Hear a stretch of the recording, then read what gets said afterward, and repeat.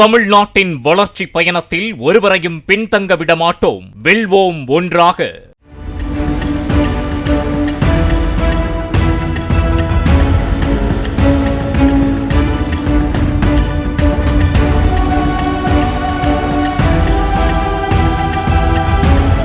தஞ்சை புதிய பேருந்து நிலையம் அருகே ஆர் நகரில் அழகு நிலையம், லேப்டாப் விற்பனை கடை உள்ளிட்ட அடுத்தடுத்த 4 கடைகளில் பூட்டை உடைத்து பொருட்களை திருடிய இளைஞர் களைப்பு போக்குவதற்காக தான் திருடிய கடையிலேயே சாவகாசமாக அமர்ந்து ஓய்வெடுத்துவிட்டு சென்ற சிசிடிவி காட்சி வெளியாகியுள்ளது.